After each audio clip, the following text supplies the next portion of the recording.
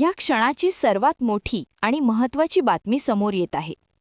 सध्या राज्यभर गाजत असलेल्या अशोक खरात प्रकरणामध्ये एक नवीन ट्विस्ट समोर आला आहे आणि यावेळची माहिती ऐकून अनेक जण हादरले आहेत. मिळालेल्या माहितीनुसार ग्रामीण भागातील एका महिलेचा या प्रकरणाशी संबंध जोडला जात आहे. ही महिला नेमकी कोणत्या जिल्ह्यातील आहे, कोणत्या तालुक्यातील आहे आणि ती त्या व्यक्तीकडे नेमक्या कोणत्या कारणासाठी गेली होती याबाबत सध्या विविध स्तरांवर चर्चा सुरू आहे. काही अहवालांमध्ये असंही सांगितलं जात आहे की त्या भेटीनंतर घडलेल्या काही घटनांमुळे हे प्रकरण अधिकच गंभीर बनलं आहे. मात्र यामधील नेमकं सत्य काय आहे हे जाणून घेणं खूप महत्त्वाचं ठरणार आहे. ही महिला तिथे का पोचली होती, तिला कोणती आश्वासनं देण्यात आली होती आणि त्या घटनेनंतर नेमकी कोणती माहिती समोर येत आहे, या सगळ्या प्रश्नांची उत्तरं तुम्हाला या व्हिडिओमध्ये स्टेप बाय स्टेप मिळणार आहेत. त्यामुळे हा व्हिडिओ शेवटपर्यंत नक्की बघा, अजिबात अर्धवट सोडू नका आणि या महत्त्वाच्या अपडेटसाठी व्हिडिओला एक लाईक नक्की करा. सध्या राज्यभर चर्चेत असलेलं हे प्रकरण दिवसेंदिवस अधिक गंभीर होत चाललेलं दिसत आहे. दररोज नव्या माहितीमुळे या प्रकरणाची दिशा बदलताना दिसत आहे. विविध बातम्या, सोशल मीडियावरील चर्चा आणि स्थानिक पातळीवरील प्रतिक्रिया यामुळे या विषयाकडे सर्वसामान्य लोकांचं लक्ष मोठ्या प्रमाणात वेधलं गेलं आहे. तपास यंत्रणा या प्रकरणाकडे अत्यंत बारकाईने पाहत असून पोलिसांनी विशेष तपास पथक म्हणजेच SIT तयार करून चौकशी सुरू ठेवली आहे. या तपासामध्ये अनेक बाजूंनी माहिती गोळा केली जात आहे. काही महिला पुढे येऊन आपले अनुभव मांडत असल्याचं समोर येत आहे. मिळालेल्या माहितीनुसार काही महिलांना विविध आश्वासनांद्वारे संपर्कात आणलं जात होतं, अशी चर्चा सुरू आहे. आता या प्रकरणातील सर्वात चर्चेतील भाग म्हणजे ग्रामीण भागातील त्या महिलेची एंट्री. मिळालेल्या माहितीनुसार ही महिला एका विशिष्ट कारणासाठी त्या व्यक्तीकडे गेली होती. तिला करिअर, मार्गदर्शन किंवा इतर काही मदतीसंदर्भात आश्वासन देण्यात आलं होतं, अशी माहिती पुढे येत आहे. ही महिला नेमकी कोणत्या जिल्ह्यातील आहे, कोणत्या तालुक्यातील आहे आणि कोणत्या गावाशी संबंधित आहे याबाबत सध्या विविध माहिती समोर येत आहे. सर्व माहिती आपण या व्हिडिओमध्ये तुम्हाला पुढे सांगणार आहेत. फक्त तुम्ही हा व्हिडिओ पूर्ण शेवटपर्यंत बघत राहा. महिला आणि बाबा याच प्रकरणामध्ये त्या भेटीनंतर काही घटना घडल्याच्या चर्चा सुरू आहेत. वेगवेगळे दावे समोर येत आहेत, परंतु या सर्व बाबींची खात्रीशीर माहिती तपासानंतरच स्पष्ट होणार आहे. तपासामध्ये आणखी एक महत्त्वाचा मुद्दा समोर येत आहे, तो म्हणजे कागदपत्रांचा. काही अहवालांनुसार संबंधित महिलांकडून काही कागदपत्रे घेतली जात होती, अशी माहिती मिळत आहे. ही कागदपत्रे नेमकी कशासाठी घेतली जात होती याबाबत सध्या चौकशी सुरू आहे. तसेच काही आर्थिक व्यवहारांबाबतही चर्चा सुरू झाली आहे. काही लोकांनी आर्थिक नुकसान झाल्याच्या तक्रारी केल्याचंही समोर येत आहे.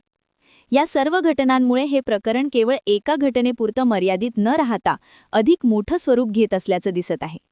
यामध्ये वेगवेगळ्या स्तरांवरून माहिती समोर येत असल्यामुळे तपास यंत्रणांसाठी हे प्रकरण अधिक गुंतागुंतीचं बनत आहे. दरम्यान सोशल मीडियावरही या प्रकरणावर मोठ्या प्रमाणात चर्चा सुरू आहे. लोक आपापल्या प्रतिक्रिया देत आहेत. काही जण यामध्ये सखोल तपासाची मागणी करत आहेत. तसेच काही जण या प्रकरणात समोर येणाऱ्या प्रत्येक माहितीची सत्यता तपासूनच पुढे जाण्याचं आवाहन करत आहेत. महत्त्वाचं म्हणजे अशा प्रकरणांमध्ये अफवा आणि चुकीची माहिती पसरू नये यासाठी देखील काळजी घेणं गरजेचं आहे. त्यामुळे अधिकृत माहिती आणि तपास यावरच विश्वास ठेवणं महत्त्वाचं आहे. आता पुढील काही दिवसांमध्ये या प्रकरणात आणखी कोणते खुलासे होतात आणि तपास यंत्रणा कोणती ठोस कारवाई करते याकडे संपूर्ण महाराष्ट्राचे लक्ष लागलेले आहे. शस्त्राचा गैरवापर, गुंगीकारक औषधांसह बेहिशेबी मालमत्ता याबाबत भोंदूबाबा अशोक खरात या प्रकरणात SITने तपास केल्यानंतर आता त्याच्या गर्भपाताची चिकित्सा सुरू झाली आहे. 1 फेब्रुवारी 2020 ते 18 मार्च 2026 या कालावधीत हा सगळा प्रकार घडलाय. पीडितेच्या विवाहापूर्वी तिच्या पालकांनी सल्ला घेण्यासाठी खरातची भेट घेतली.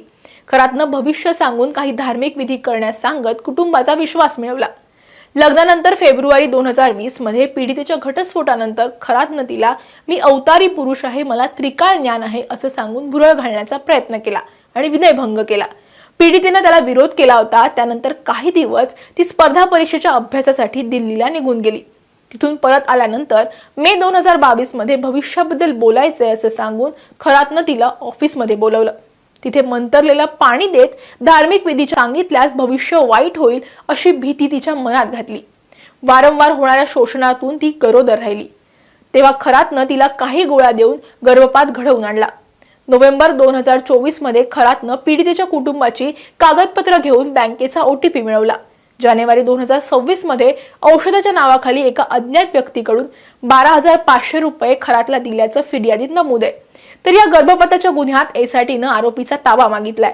पुढील टप्प्यात खरातनं पीडितेला गर्भपात करण्यासाठी दिलेलं औषध कुठून आणलं या संदर्भात SIT तपास करते. त्यामध्ये कोणत्या डॉक्टरांचा सहभाग होता का, गर्भपात करण्यासाठी गोळ्या कुठून आणल्या या संदर्भातलाही तपास सध्या सुरू आहे.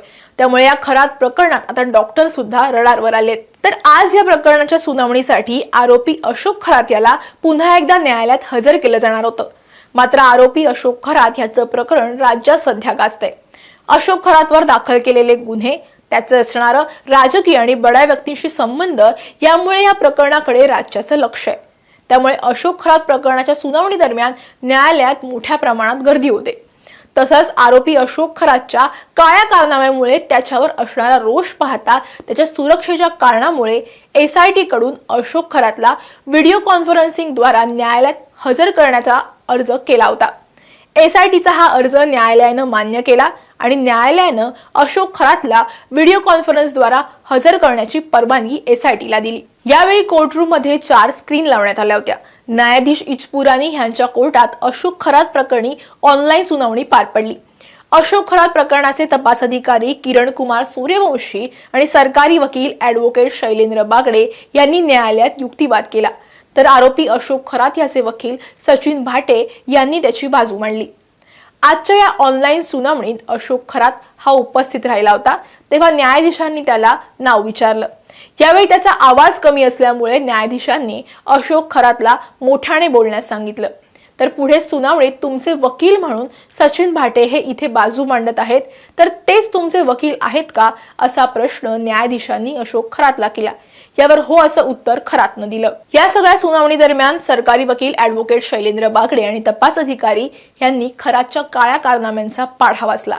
खरातनं आमिष दाखवून पीडितेवर अत्याचार केला, ज्यामुळे ती गर्भवती राहिली. त्यानंतर त्यानं तिला काही गोळ्या आणि जडीबुटीचं औषध देऊन तिचा गर्भपात घडवून आणला. या गोळ्या कुठून आणल्या आणि त्या औषधात काय होतं याचा तपास करणं बाकी आहे.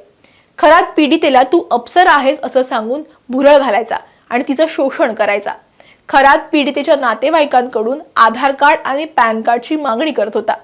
यामागे त्याची मालमत्ता हडपण्याचा कट होता का याचाही तपास SIT करते.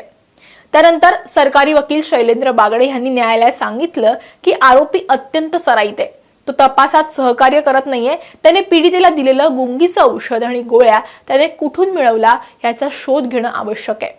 तसंच पीडितेच्या आई आणि वडिलांचं आधार कार्डचा गैरवापर करून त्याने कोणतं कटकारस्थान रचलं याचा देखील सखोल तपास करायचा आहे. आरोपी हा मास्टर माइंड नसून या गुन्ह्यात अन्य कोणाचा सहभाग आहे का हे समोर येणं गरजेचं आहे असं ॲडव्होकेट बागडे यांनी नमूद केलंय. तपास अधिकारी किरण कुमार सूर्यवंशी यांनी न्यायालयात अनेक पीडित महिलांच्या तक्रारी मिळत आहेत. त्यासोबतच आरोपीने पीडितांवर अघोरी प्रकार केल्याचा संशय आहे. त्या दिशेनं तपास करण्यासाठी पोलीस कोठडीची गरज आहे असं न्यायालयाला सांगितलं. खरातच्या वकिलांनी 7 दिवसांच्या कोठडीला विरोध केला. ही घटना 2022 मधली